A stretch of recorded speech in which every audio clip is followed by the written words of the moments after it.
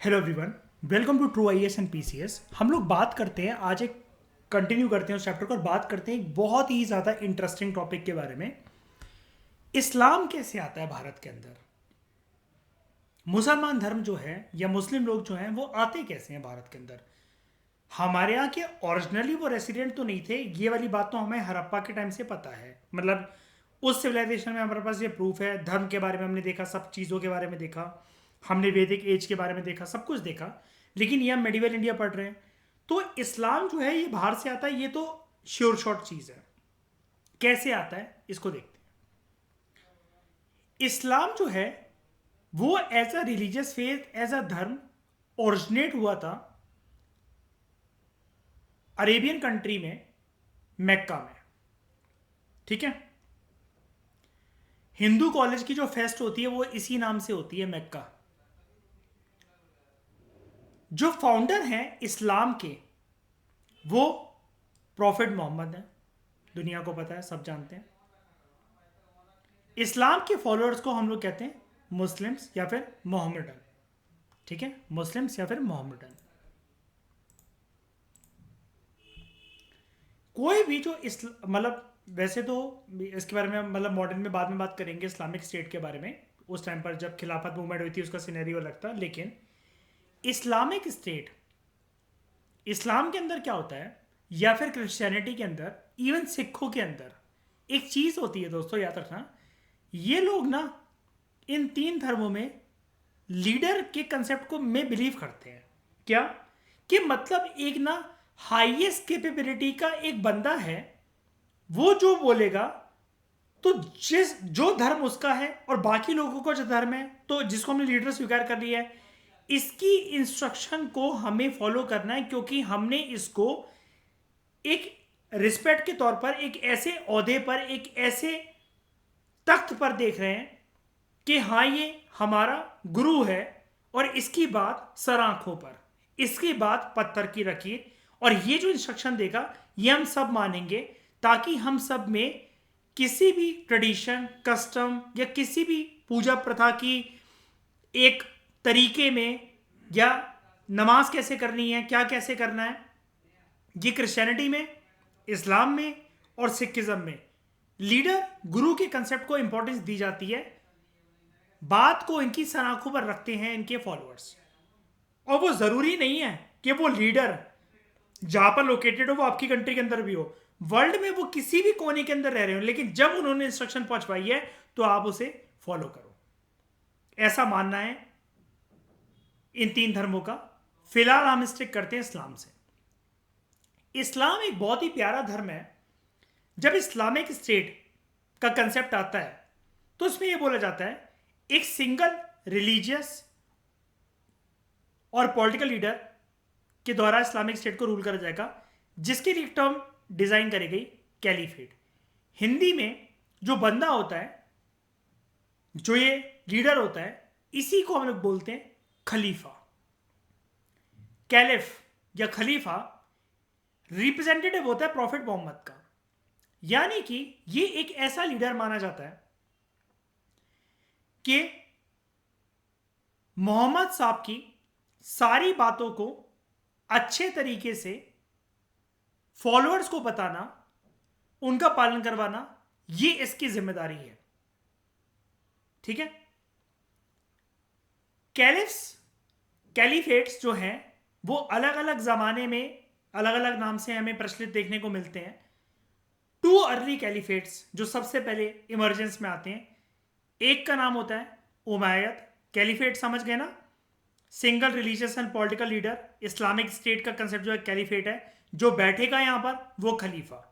जैसे यहां पर खलीफा का कंसेप्ट होता है इस्लाम में, क्रिश्चियनिटी में होता है पोप का कंसेप्ट। इनका हाईएस्ट लीडर का नाम होता है पोप। इस्लाम में होता है खलीफा और सरदारों में होता है जत्थेदार। गोल्डन टेम्पल में गुरुद्वारा प्रबंधक कमेटी, उसका चेयरमैन होता है, जत्थेदार कहते हैं वहां पर उसे।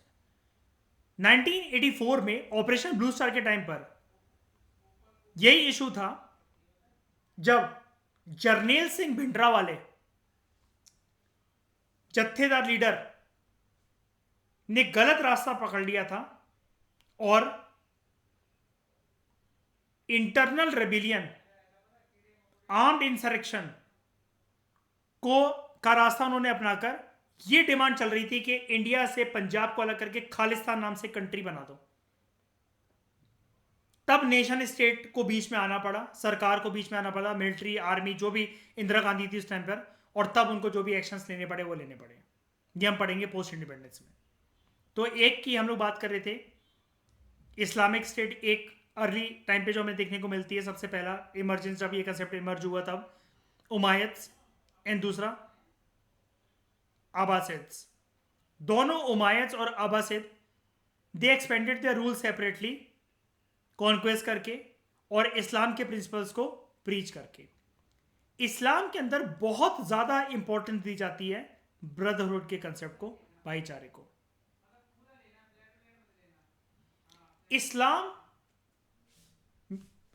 इस्लाम ओवरऑल अगर हम लोग बात करें तो इस्लाम के जो प्रिंसिपल्स हैं they are derived from, obviously बात है, बुक कुरान।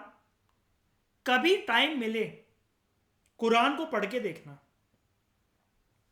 कुरान इतनी प्यारी बुक है, इतनी प्यारी बुक है, इतने अच्छे प्रिंसिपल्स आपको देखने को मिलते हैं। बस क्या है, कोई भी धर्म हो, चाहे वो हिंदू हो, मुसलमान हो, सिख हो, जाहिलों की संख्या बढ़ गई है सारे धर्मों में। बस इस वजह से धर्म की मीनिंग को सही तरीके से कोई इंटरप्रेट नहीं कर पाता। जब हमारा लेक्चर स्टार्ट हुआ था इनिशियली, मैंने आपको बताया था ना इंटरप्रिटेशन वाली एक बात हिस्ट्री के अंदर, जब मैं एक टर्म बोल रहा था आपको, जिहाद। जिहाद का मतलब ये नहीं होता लाहौल बिला हुआ करके तलवार लेकर खड़े हो जाओ और किसी को भी काट डालो। आतंकवाद से इसका बिल्कुल भी लेना देना नहीं है। जिहाद एक इतना प्यारा वर्ड है। जिहाद का मतलब होता है होली वॉर, जिसको हिंदू कहते हैं महाभारत, क्रिश्चियनिटी कहता है होली वॉर, इस्लाम कहता है जिहाद। ये होती है पर्सन की लड़ाई खुद से, जब उसका माइंड उसके साथ ना हो। शरीर के अंदर है दिमाग, लेकिन दिमाग काम नहीं कर रहा। आप पढ़ना चाहते हो, आप कुछ भी करना चाहते हो, लेकिन आप अपना टाइम वेस्ट करे जा रहे हो। आपको रियलाइजेशन है, पूरा गिल्ट है। जो इंसान खुद से लड़ता रहता है अंदर ही अंदर, यानी कि उसके अंदर जिहाद चल रहा है, उसके अंदर महाभारत चल रहा है, उसके अंदर होली वॉर चल रहा है। ऐसे ही शैतानी दिमाग को हम लोग कहते हैं। इस्लाम के अंदर एक कंसेप्ट होता है, कुरान में कभी पढ़ के देखना, जैद, आप जानते होगे, सुना होगा आपने, इब्लिस, कि अल्लाह का सबसे प्यारा बनाया हुआ फरिश्ता हमारा दिमाग, जब वो अल्लाह के खिलाफ हो जाए तो वो इब्लिस बन जाता है, शैतान बन जाता है। बताओ ज्यादा, अगर कोई भी लाइन में गलत कर रहा हूं ये वाली तो, है ना? मैंने पढ़ी हुई है क्योंकि कुरान। तो 8th सेंचुरी के अंदर, 8th सेंचुरी इंडिया में अरब प्रेजेंस जो है वो हमें दिखती है in the form of Muslim army. सबसे पहले जिन्होंने, जब ये भारत आते हैं 8वीं शताब्दी के अंदर, तो इस सिंध के ऊपर कब्जा करते हैं, आर्मी की फॉर्म में आते हैं। मतलब इसका मतलब ये नहीं है कि आप इनको ऐसा बोलो कि ये कब्जा करने के पर्पज से आते, वो करने आते। क्या होता है कि जब किसी का लैंड छिन जाता है ना, किसी को कहीं से डिस्प्लेस कर दिया जाता है, या उनके रहने वाली जोग्राफिकल कंडीशन, क्लाइमेटिक कंडीशन वैसी नहीं, तो इंसान हमेशा नई जगह जाता ही है। ये यहां पर आते हैं, अब प्यार से तो कोई आने नहीं देगा। जैसे बाबर था, वापस जाता समरकंद, अफगानिस्तान वगैरह, ये लौट कर जाता। अगर ये क्या कहते हैं, उज्बेकिस्तान, कजाकिस्तान, इन सारे एरियाज अगर ये लौट कर जाता, मार दिया जाता वहां पर। और भारत में सामने दुश्मन खड़ा हुआ है, लोधी। हराना इंपॉर्टेंट था, एक तरफ कुआं एक तरफ खाई वाली बात थी। 8th सेंचुरी के अंदर यहां पर अरब प्रेजेंस सबसे पहले हमें भारत की धरती पर देखने को मिलती है कि ये लोग मुस्लिम आर्मी की फॉर्म में आए थे और सिंध पे कॉन्क्वेस्ट करा। अपने आप को एक्सपेंड करते हुए, अपने एरिया को एक्सपेंड करते हुए आगे बढ़ रहे थे। लेकिन जैसे ही इन्होंने ईस्ट साइड गेंजेटिक प्लेन्स में आगे बढ़ने की पहल का सोचा, या दक्कन में, दक्षिण भारत में, तो इनको लोकल रूलर्स ने रोक लिया। 9वीं शताब्दी तक आते आते जब दो कैलिफेट हमने पढ़ी थी ऊपर, सबसे पहली उमायद, दूसरी अबासिद। अबासिद कैलिफेट जब डिक्लाइन होना शुरू करती है तो जो अरब गैरिसन थे इंडिया के अंदर और जो दूसरे थे, कैलिफ के कंट्रोल को ओवरथ्रो कर देते हैं और वो कहते हैं कि खलीफा का ज्ञान वो अपने पास रखे, हम इस्लाम के प्रिंसिपल्स के बेसिस पर अपने आप को इंडिपेंडेंटली रूल कर सकते हैं। We do not require Islamic state और इस्लामिक लीडर जिसकी बात हम लोग सुने।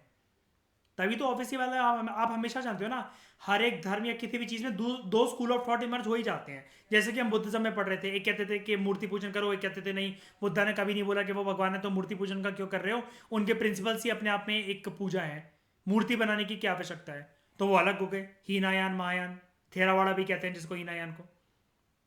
ऐसे ही यहाँ पर था, डिस्प्यूट चल रहा है कुल मिलाकर, बस आपको ये स्कूल के नाम और ये सब याद रखने की जरूरत नहीं है। ठीक है, इंडिपेंडेंट रूल करना इन्होंने स्टार्ट करा। ठीक है, यहां पर सीन में एक टर्किश गवर्नर होता है, आल्फ्टेगिन।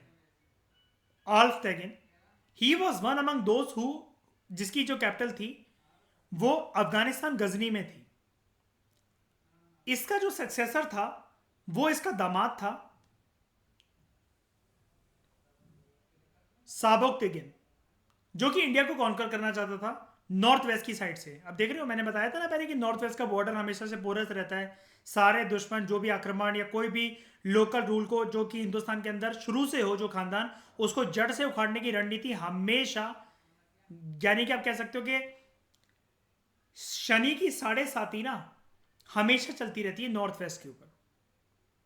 आज भी देख लो नॉर्थ वेस्ट में कौन सी कंट्री है हमारे, पाकिस्तान, अफगानिस्तान। अच्छे भले रिश्ते मजबूत हुए थे अफगानिस्तान से, और वहां पर आ गए तालिबान, और पाकिस्तान से हमेशा हमारे रिश्ते बेकार ही रहते हैं। बगल में नेपाल है, भूटान है, नीचे श्रीलंका है, म्यांमार है, बांग्लादेश है, ईस्ट साइड पे बांग्लादेश है जो कि पाकिस्तान से अलग होकर निकला है। इनसे कितने बेहतरीन रिश्ते हैं हमारे। नॉर्थ वेस्ट की जमीन में कुछ ऐसा है, कोई दोष है ऐसा जो कभी आज तक एशियन हिस्ट्री से लेकर साल 2022 तक, आज तक नॉर्थ वेस्ट से आज तक कभी सुख, शांति, समृद्धि, प्रॉस्पेरिटी की हवाएं कभी नहीं चली भारत में, हमेशा कलेश। But only his son Mohammad ये सक्सीड हुआ, सॉरी महमूद, ये सक्सीड हुआ अपने प्रयास में। यानी कि एल टेगिन जो था वो अफगानिस्तान में गजनी शहर है, वहां पर गवर्नर था। इसके बाद इसका सक्सेसर बनता है इसका दामाद साबोक्तिगिन, जो इंडिया को कॉन्कर करना चाहता था, लेकिन साबोक्तिगिन ये नहीं कर पाता, इसका बेटा महमूद कर पाता है। अब ऊपर हमने पढ़ा था ना कि अरब जो सबसे पहले जब आते हैं इंडिया के अंदर तो वो मुस्लिम आर्मी बनाकर लेकर आते हैं, सिंध को कॉन्क्वेस्ट करते हैं। ये देखते हैं कि ये कैसे हुआ, इसका ये पूरा सिनेरियो कैसे हुआ, इसका इम्पैक्ट क्या निकला। बात है साल 712 एडी की, सीई की। मोहम्मद बिन कासिम जो कि कमांडर था उमायद किंगडम का, इसने सिंध को इन्वेड करा। कासिम ने सिंध का जो राजा था दाहिर, इसको डिफीट करा और उसको एक बैटल में मार दिया। ये जो रूलर बेस्ड, जो हम कहते हैं ना कि हिस्ट्री रूलर बेस्ड हमें नहीं पढ़नी चाहिए, मेडिवियर में थोड़ा सा चौकन्ना हो जाएगा। और पता है क्यों? यूपीएससी के पर्सपेक्टिव से नहीं, यूपीएससी कभी नहीं पूछेगा, लेकिन एग्जाम्स लाइक एमपीपीएससी और यूपीपीएससी, ये लोग, इनके लिए मेडिवल और हिस्ट्री का मतलब, एंशिएंट का मतलब होता है dates, sites and rulers and battle. हमेशा पेपर उठाकर देख लो, इनके लिए यही मतलब होता है पेपर का। ये एनालिसिस में कम विश्वास करके एंशिएंट और मेडिवल में फैक्चुअल, साइट्स, डेट्स, इन सब में ज्यादा विश्वास करते हैं। खैर डेट तो याद नहीं रखनी होती है, बिल्कुल भी नहीं, लेकिन रूलर्स, कौन सा बैटल, कब क्या हुआ, यह आपको क्रोनोलॉजी दिमाग में सेट होनी चाहिए। अब क्योंकि मेडिवल वास्ट है तो इसलिए एक्सरसाइज अगर अभी से ही करोगे तो ज्यादा फायदे में रहोगे।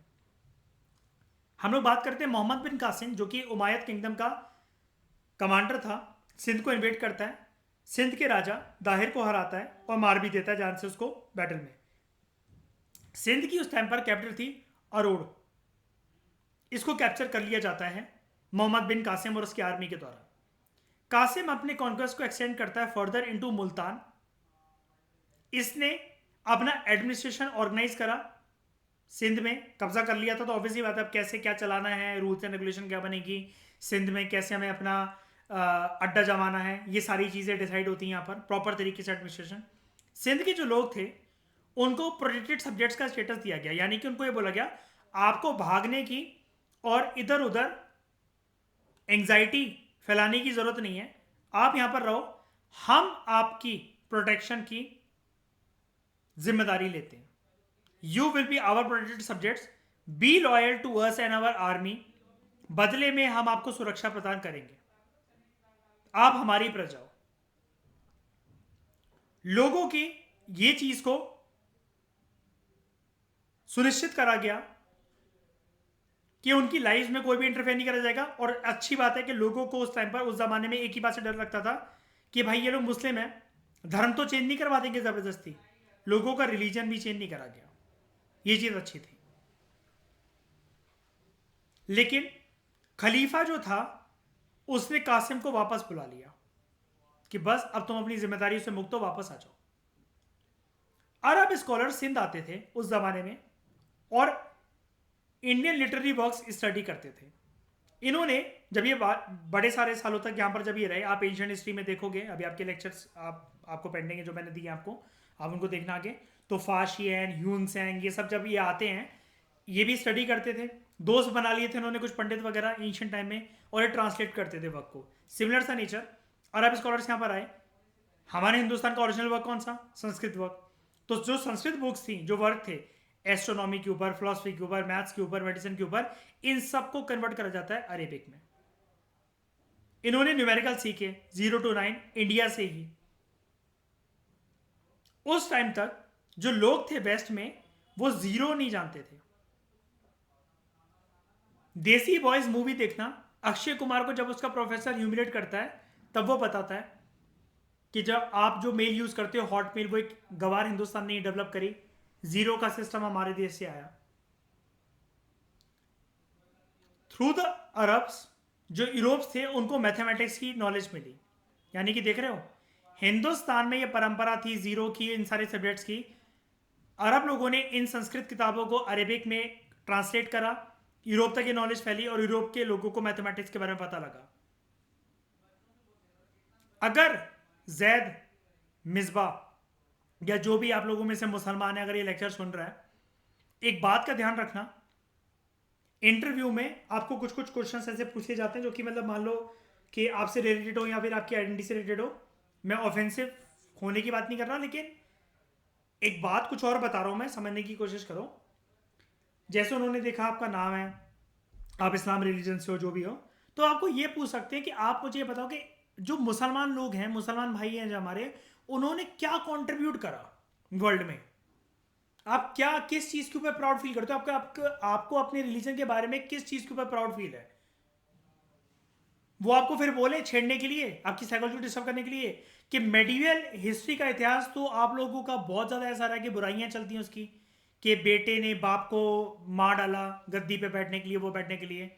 लेकिन आप हमेशा अपने अंदर पॉजिटिविटी रखो। जैद, मिसबा या कोई भी जो मुसलमान मेरे लेक्चर को एक्सेस कर रहा है, आप ऐसी बातें करो कि सर यूरोप में मैथ्स की नॉलेज ना अरेबिक लोगों के थ्रू ही, मुसलमान लोगों के थ्रू ही गई है, क्योंकि वो संस्कृत में बुक्स अच्छी खासी डिटेल डिस्क्रिप्शन में अवेलेबल थी, लेकिन वो इंडिया तक सीमित थी। अरेबिक लैंग्वेज में उसको सर कन्वर्ट करा उस टाइम कर मुसलमान भाइयों ने, यूरोप तक ये नॉलेज गई, और यूरोप में आज जो मैथमेटिक्स सर पढ़ाई जाती है वो मुसलमानों की वजह से पढ़ाई जाती है। समझ गए? अच्छी चीजों का ध्यान रखो हमेशा, और जो उल्टे सीधे सवाल कभी कोई मतलब पूछ दे, वैसे ऐसा होता नहीं है, अगर कोई पूछ दे मतलब इंटरव्यू में या कहीं पर भी, तो समझ जाओ कि आपका सिर्फ पेशेंस का टेस्ट चलता है, क्योंकि वो ये सोचते हैं कि अगर आप वहीं पर दांत पिसपसाने लग गए या फिर आप ऐसी आंखें दिखा रहे हो कि आपको गुस्सा आ रहा है, तो अभी तो आपके हाथ बंधे हुए हैं क्योंकि आपको सिलेक्शन चाहिए। कल को तो तुम अगर डिस्ट्रिक्ट में कभी कोई ऐसी बात होगी तुम्हारे ऑफिस के बाहर कि कोई बजरंग दल वाले ये आ गए और जो मोर्चा निकाल रहे, तो तुम तो गोली चलवा दोगे उनके ऊपर। टॉलरेंस बहुत इंपॉर्टेंट है हमारी फील्ड में, और बेशर्मी भी, कि बेशर्म बनकर रहना है तभी सुखी रहेगा इंसान। जो इंपॉर्टेंस है जीरो की, it was learn by them from India. लेकिन नॉलेज को लेकर कौन गया? अरब लोग, Arab scholars. It is believe that जो लोग वेस्ट में थे, वेस्टर्न कंट्रीज में थे, और जो अरब थे, उन्होंने चेस का गेम इंडियन से सीखा, ऐसा माना जाता है। ठीक है, शतरंज की चाल, शतरंज ही बोलते हैं आई थिंक चेस को, है ना। यहां पर था सिंध, यहां पर था सिंध, है ना, शतरंज ही बोलते हैं ना वैसे चेस को हिंदी में। महमूद ऑफ गजनी, कई लोग इसको महमूद गजनी बोलते हैं, मैंने आपको लेकिन कुछ टाइम पहले क्लियर करा था, इसका नाम महमूद गजनी नहीं होता। अफगानिस्तान में जगह है गजनी, वहां से आया था महमूद। ठीक है, इसका बेटा साबुक तेगिन का बेटा। ठीक है, ये किसका दामाद था? साबुक तेगिन खुद आल्फ तेगिन का, जो कि टर्किश गवर्नर था गजनी अफगानिस्तान के अंदर। इसका सपना था साबुक तेगिन का कि मैं भारत के ऊपर कब्जा करूं, लेकिन इसके बेटे ने इसका सपना पूरा कर दिखाया। जानते हैं इसके बारे में? दो पर्सनैलिटीज के बारे में याद रखना। सबसे पहले क्रोनोलॉजी, मोहम्मद घोरी बाद में आता है, महमूद ऑफ गजनी पहले आता है। लोगों को कंफ्यूजन रहती है, कभी क्लियर नहीं कर पाते इस चीज को। यहां पर आपको 7th क्लास के हिसाब से काफी फिर भी ज्यादा डिटेल नॉलेज दी गई है, लेकिन फिर भी आप इतना याद रखो, हम डिटेल में तो बहुत ज़्यादा पढ़ने वाले हैं इनके बारे में, जब जैसे जैसे हमारे लेक्चर प्रोसीड करेंगे, क्लासेस प्रोसीड करेंगे, लेवल बढ़ेगा हमारा। लेकिन पहले आप क्रोनोलॉजी दिमाग में डिसाइड करना कि महमूद गजनी पहले, मोहम्मद गोरी बाद में। कब से कब तक? 997 से लेकर 1030 AD तक महमूद ऑफ गजनी का रोल। Mahmud is said to have conducted 17 raids into India. 17 बार हिंदुस्तान में इसने रेड मारी। At that time north India जो था वो बड़े सारे स्मॉल किंगडम्स के अंदर डिवाइडेड था। एक उसमें से किंगडम था ऐसे शाही किंगडम। शाही किंगडम पंजाब से लेकर काबुल तक फैला हुआ था। और कुछ अदर इंपॉर्टेंट किंगडम्स जिस टाइम पर महमूद गजनी इंडिया आता है, कन्नौज का राज्य था, गुजरात था, कश्मीर था, नेपाल किंगडम, मालवा किंगडम और बुंदेलखंड किंगडम। शुरू में लेकिन मेजर रेड जो मारी गई महमूद ऑफ गजनी के द्वारा वो शाही किंगडम की तरफ ही मारी गई। It was a very rich kingdom. यहां पर उस टाइम पर एक रूलर हुआ करता था जयपाल। महमूद गजनी ने जयपाल को 1001 AD में CE में हराया। जयपाल की डिफीट के बाद जयपाल ने खुद को मार डाला, क्योंकि इसको ऐसा लगा कि मेरे लिए हारना, वो भी किसी फॉरेन इन्वेडर थे, शर्म की बात है, इसलिए खुद को आग लगा ली। इसका सक्सेसर था जयपाल का, जो कि शाही किंगडम की गद्दी पर बैठा, आनंदपाल।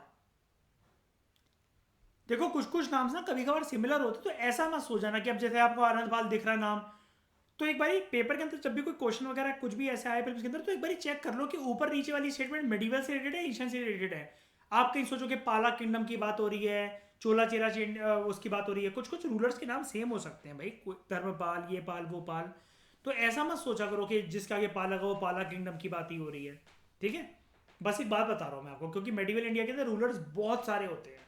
ठीक है, इसका जो सक्सेसर था आनंदपाल, आनंदपाल महमूद गजनी के अगेंस्ट लड़ा, लेकिन ये भी हार गया।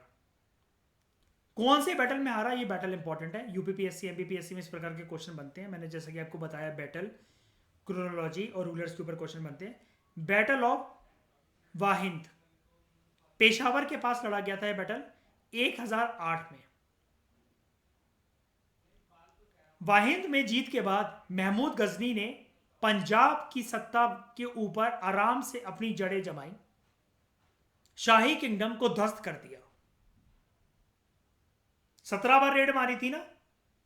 आगे की जो रेड्स हुई इसकी, मतलब कुछ जो इक्की दुक्की रेड में जब इसने पंजाब को जीत लिया, शाही किंगडम को जीत लिया, इसके बाद की जो इसकी रेड होती है, सब्सिक्वेंट रेड्स महमूद गजनी की भारत में, वो किसी एम्पायर पे कब्जा करने से रिलेटेड कम होती हैं।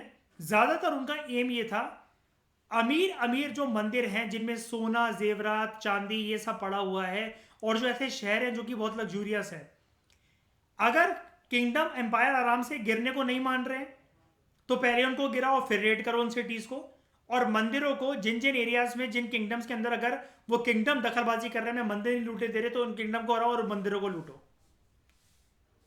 साल 1011 के अंदर इसने पंजाब हिल्स में नगरकोट को लूटा और थानेश्वर को लूटा दिल्ली के पास। ऑब्वियस सी बात है, क्योंकि लग्जूरियस सिटीज रही होंगी उस जमाने की, इस वजह से। सोमनाथ मंदिर की रेड बड़ी फेमस है। घरों घरों में हिंदुस्तान की बात चलती है कि सोमनाथ मंदिर लूटा गया, बहुत सुंदर बना हुआ था, बहुत सारा उसके अंदर सोना चांदी भरा हुआ था, महमूद गजनी ने लूटा। यही है। कहां है यह मंदिर? गुजरात में। गुजरात में साल 1018 में महमूद ने पवित्र स्थल भारत का मथुरा, इसको लूटा, कन्नौज के ऊपर अटैक करा। कन्नौज का जो उस टाइम पर रूलर था, राज्यपाल, उसने कन्नौज को छोड़ दिया और बाद में मर गया। महमूद वापस लौटा जब यहां पर रेड करके कन्नौज को हराकर, बहुत ज्यादा लग्जूरियस आइटम्स के साथ और सोना चांदी सिक्के वगैरह जो भी थे उन सब के साथ लूटा, रिच ही रिच बन गया। अगली रेड इसकी जो होती है वो गुजरात में होती है। बात है साल 1024 सीई की। महमूद मार्च करता है मुल्तान से अक्रॉस राजपूताना, यानी कि राजस्थान का हिस्से के आसपास, और वहां पर एक सोलंकी डायनेस्टी का राजा होता है भीमदेव वन, इसको हराता है और एक किंगडम अनिलवाद, इसको लूटता है, इस एरिया को, सिटी को। Mahmud Ghazni is said to have set the famous temple of Somnath, पूरा ध्वस्त कर दिया। इतने सुंदर मंदिर को इसने मिट्टी में मिला दिया, मूर्तियां तोड़ी इसने, और सिंध के रेगिस्तानों में लौट गया वापस। ये इसका आखिरी कैंपेन था भारत के अंदर। महमूद गजनी की मृत्यु हो जाती है साल 1030 में, और इसी के साथ गजनाविड एम्पायर जो था वो वीक हो गया इसकी मृत्यु के बाद। ये नहीं कहेंगे खत्म हो गया, वीक हो गया। अगर हमसे कोई पूछे गजनाविड एम्पायर यानी कि महमूद गजनी का जो एम्पायर है कहां से कहां तक फैला हुआ था, पूरे भारत में मत कहना कभी भी, पंजाब तक फैला हुआ था। याद है, शाही किंगडम पंजाब तक फैला। शुरुआत कहां से? Persia, Transoxiana, Afghanistan. Class के बाद इसके बारे में मुझे सर्च करके बताना ये आज के समय में ये जगह कौन सी है, ट्रांस ऑक्सियाना। आज इसको क्या बोला जाता है और कौन सा हिस्सा है ये वर्ल्ड का, ठीक है। तो ये हो गई महमूद गजनी की बात। एक बात याद रखना दोस्तों, लेवल आगे बढ़ेगा तो और भी चीज़ें हम डिटेल में देखेंगे। 7th क्लास के हिसाब से एनसीईआरटी ने, तमिलनाडु एनसीईआरटी ने हमें बोल दिया।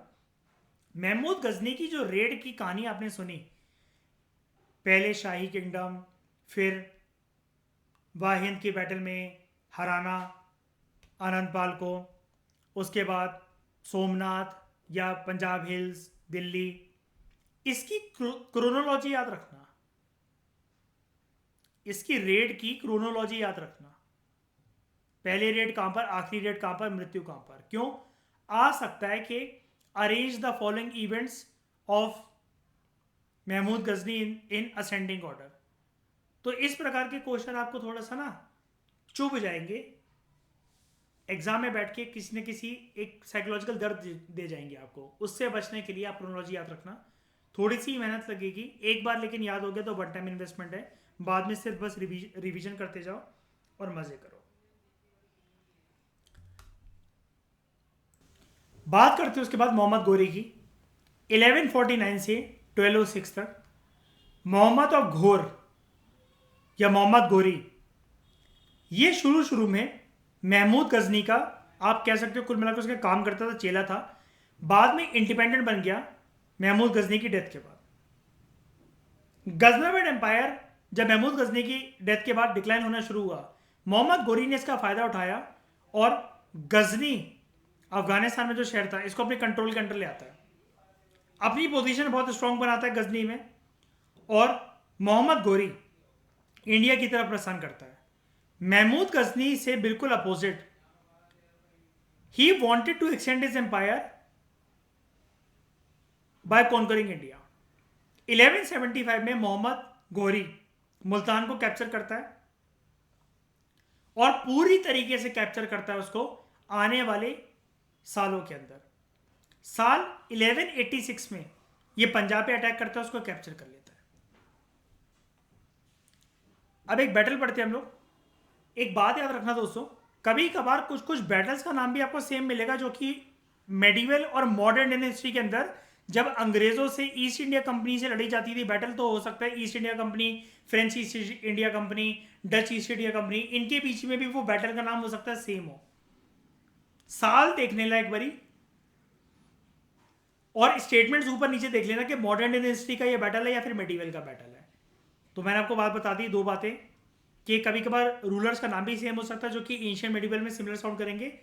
बैटल का नाम भी सेम हो सकता है। अब जैसे अगर कोई बैटल तराई पे लड़ा गया है तो भाई चाहे वो मेडिवल के अंदर लड़ा गया हो, मॉडर्न के अंदर लड़ा गया हो, नाम तो उसका ये होगा ना, बैटल ऑफ तराई।